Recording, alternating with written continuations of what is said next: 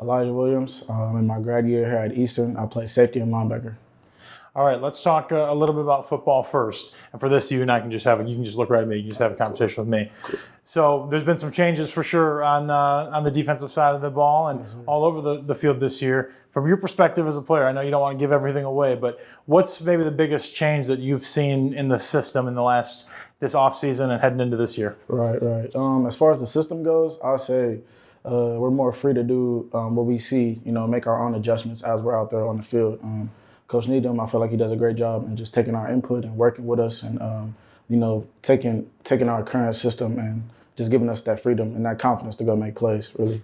Let's look at last year, the end of the year. I mean, we know kind of how the season went for the defense. A little bit of struggle at the start, but then that last 6 or 7 weeks, you guys really turned it on.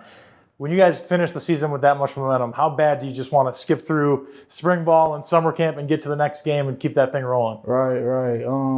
We're definitely eager, I would say, eager to prove a point and just to make that statement that last year wasn't a fluke. We belong, and we're kind of the hunted this year. That's the mentality we're taking. So just keeping that chip on our shoulder and definitely eager to go out there and prove a lot of doubters wrong, but more so prove ourselves right. So.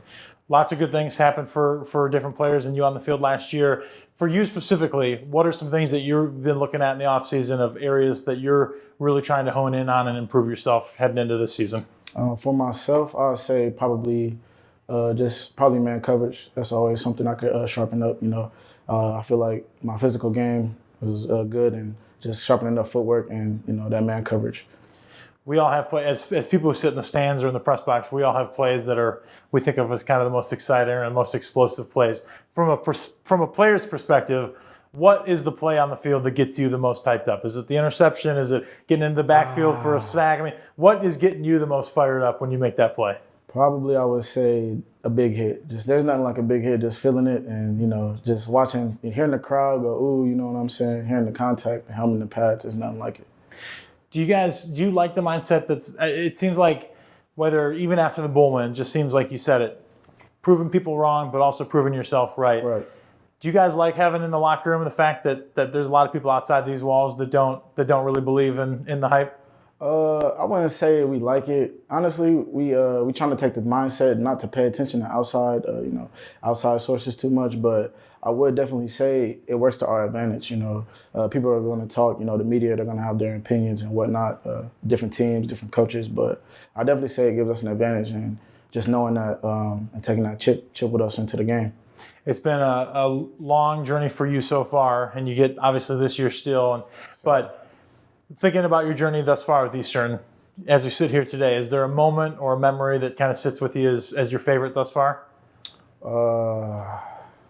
Looking back on it, honestly, it would probably have to be just throughout the Wisconsin game, just the atmosphere. That was my first big game and, big minutes, honestly. I remember one drive, probably my first drive out there, I had like 3 tackles on that drive. So it just gave me that confidence to keep going and keep working on my game and, know that I belong. So. As you've gotten older, as you've gone through more school, as you've gone further in your career in college, how often do you think about just whether they want to call it lucky or blessed how often do you think about the situation you're in and just where you're at compared to where there's so many others want to be, but just the situation you're at school, you're playing Division I football and how lucky you are to be doing that? It's definitely a blessing. I wouldn't be here without the support of a lot of people. So that doesn't go unnoticed. And it is, you can get lost in the moment and just in kind of tedious everyday things. But I definitely try to do a good job in reminding myself and knowing that I am blessed. So that is definitely something I think about. Everybody's got to step away from football and do some things to relax, recover, to get away from the game, no matter how much you love it. Yeah. What are we finding you doing? What are you passionate about outside of football? I'm a big nature guy. You'll find me outside at a trail with my dog, somewhere in the field, letting her run around, just trying to relax and decompress outside. What kind of dog? I got a blue-nosed pit bull, Blue, man. She's 6 years old this year, so